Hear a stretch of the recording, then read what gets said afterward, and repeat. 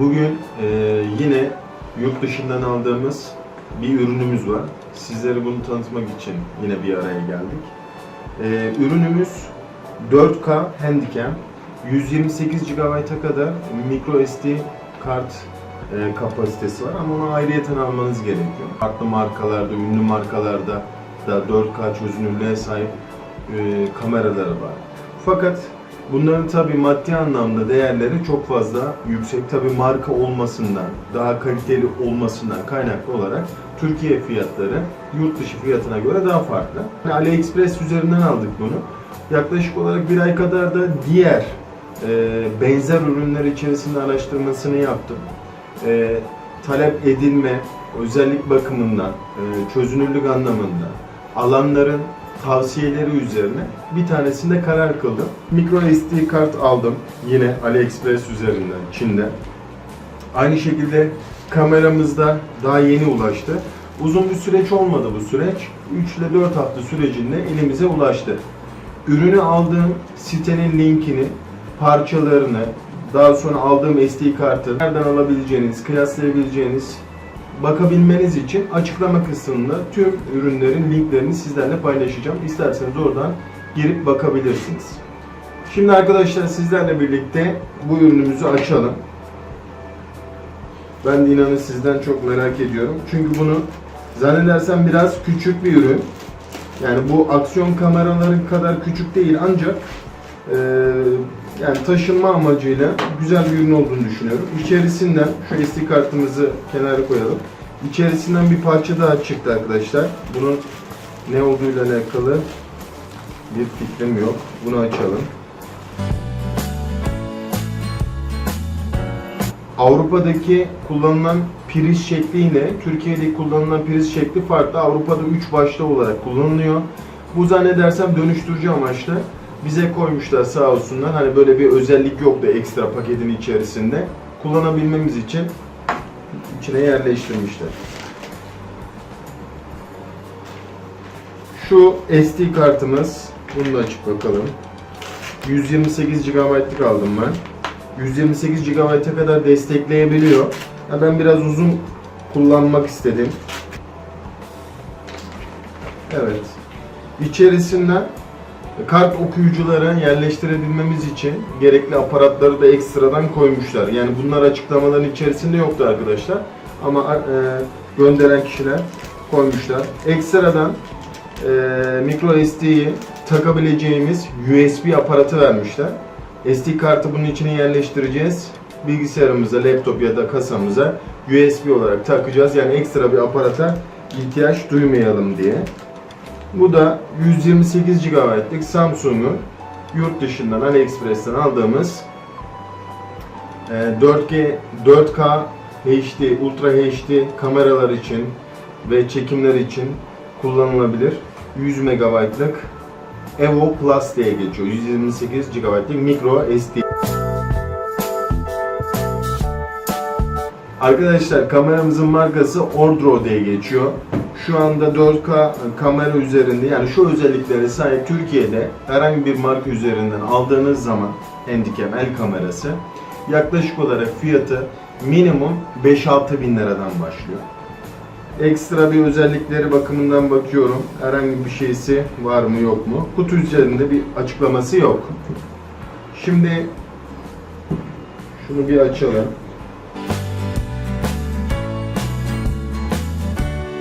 Kutunun içerisinde şöyle bir ayrı bir küp şeklinde bir kutu çıktı. Bu şöyle bir maşası var.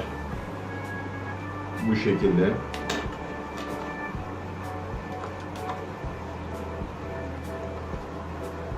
Bir kesesi var, altın kesesi gibi. Kesenin içerisinde arkadaşlar o efsane kameranın geniş açı çekmesi için kullanabilmemize yarayacak lensi var arkadaşlar. Süper makro lens diyor. Kameranın ön tarafına bu aparatı monte ettiğimizde daha geniş açılı görüntüler elde etmemizi sağlıyor. Efsane. Sonra içerisinden ayrıca bir dikdörtgen kutu daha çıktı. Bunun içinde var. Evet. Bunun içerisinde kameranın üzerine ekstra aparat olarak kullanabileceğimiz mikrofon arkadaşlar. Kamerayı üzerine monte ediyoruz, vidalıyoruz bunu. Bu zannedersem ses filtresi. Evet. Bunu bu şekilde monte edeceğiz. Bu aparatı açma kapama düğmesi var 10 desibele kadar zannedersem. Şurada bu nesi bilmiyorum. Micro USB girişi var. Yine Ordro markası. Her yerde yani kaliteli duran ürünleri var. Bu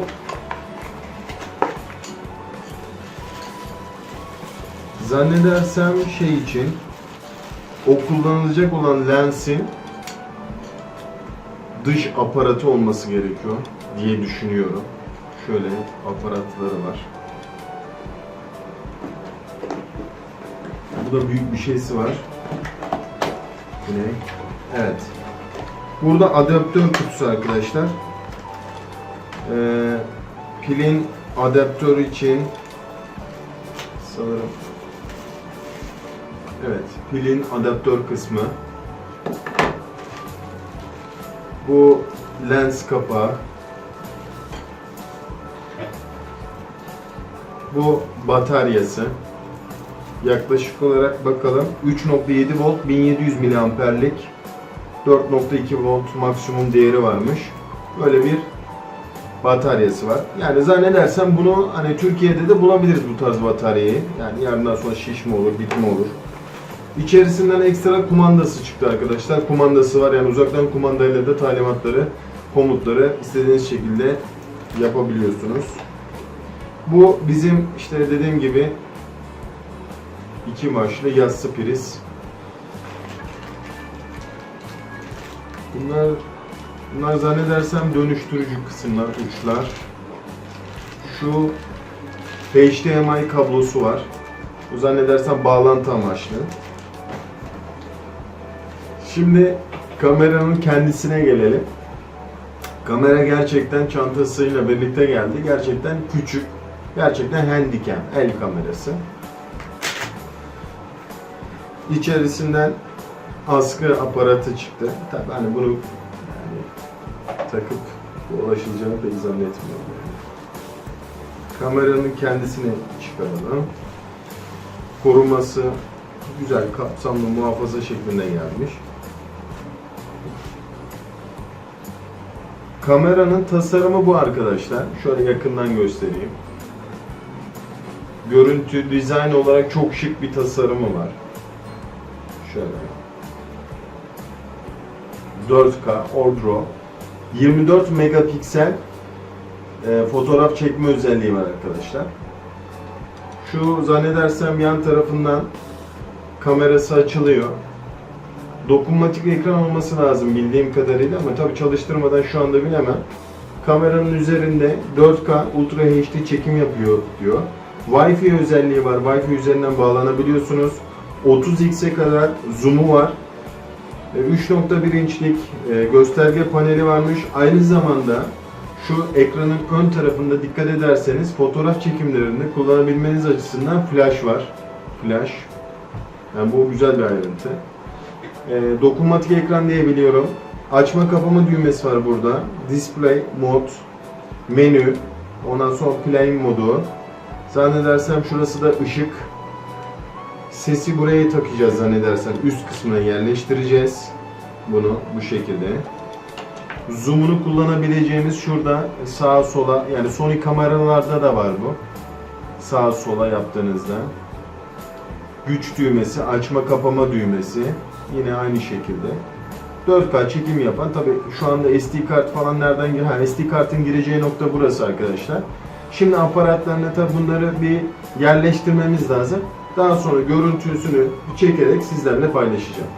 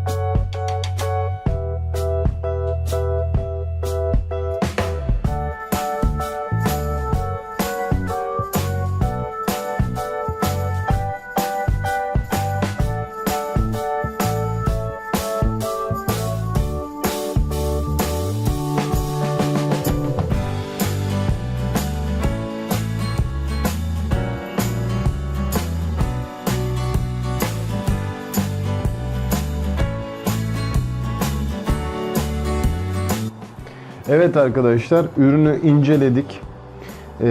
Ürünün üzerindeki mikrofonun aparatını yerleştirdim. Lens kısmını yerleştirdim. SD kartını taktım. Daha sonrasında kullanabilecek diğer cihazları biraz tanımak için kılavuzunu okudum. Kılavuzu İngilizce ve Almanca olmak üzere 2 dil üzerinde, bir de Çince 3 dil üzerinden yazılmış. Fakat menüsü Türkçe menü de var. Rahatlıkla seçebiliyorsunuz. Dokunmatik ekran, 30x zoom var, Wi-Fi özelliği var. VGA çekim yapabiliyorsunuz. 720p, 1080p, 2.4K ve 4K olmak üzere farklı çekme özellikleri var. Fakat frekans aralığı olarak 50 Hz ile 60 Hz aralığında bir çekim frekans aralığı sunuyor size. Ayrıca mikrofon üzerinde sesini ayarlayabiliyorsunuz. Harici mikrofonunuz varsa, yaka mikrofonu gibi, onu da takabiliyorsunuz. Bu cihazımızı aynı zamanda direkt USB üzerinden bağlantı yaparaktan kabloyu webcam olarak da kullanabiliyorsunuz arkadaşlar. Kamera çalışıyorken SD kart üzerindeki bilgilerinizi ya da videolarınızı direkt atabiliyorsunuz. Bu güzelliği var. Hani sizi zorlayıcı bir noktası yok. Kamera şu şekilde 360 derece dönebiliyor. Kendinize çevirebiliyorsunuz. Bu şekilde oynayabiliyor. İsterseniz kendinize çevirin. Ben görüntüyü görmek istiyorum derseniz.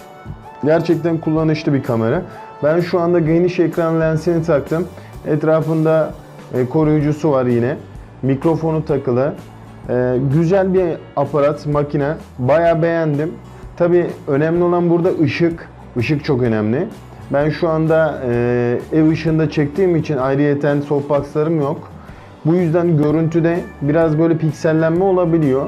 Bunu gün içerisinde, gün ışığıyla çekmek lazım. Ya da daha ışığın iyi uygulandığı yerlerde. Tabii bu bölgelerde kimi kısımda ışık gölgeli, kimi kısımda parlak düştüğü için kamera onu hemen algılayamıyor. Diğer kameralarda da bu şekilde, cep telefonlarınızda da bu şekilde. Ama görüntü bazında beğendim. Şöyle çekim yaptığınızda sesinizi, videoyu tekrar dinlediğiniz zaman sesiniz az çıkıyor. Bundan endişelenmeyin kesinlikle. Videoyu bilgisayar ortamında tekrar veya atıyorum herhangi bir akıllı televizyon ortamında tekrardan izlediğinizde sesiniz gayet kaliteli geliyor dışındaki mikrofon için. Bunun dışında kameranın alt tarafında tripod bağlantısı var. İsterseniz gimbal üzerine de bağlantı yapabilirsiniz. Hani gimbal'la daha güzel olur gibi düşünüyorum ben. Sarsıntı da en azından minimize olmuş olur. Bunun dışında gayet beğendim. Yani değdi de işin açıkçası. İndirim kapsamında aldığım bir kameraydı. Gayet şık, tasarımı da hoş bir kamera. Evet arkadaşlar, şimdi görüntü kalitesine bakalım. Görüntü kalitesi bence gayet güzel. Şu anda 4K'da bir çekim yapılıyor. 30x'lik bir zoom'u var. Wi-Fi bağlanabiliyor. 128 GB bir SD kart var üzerinde.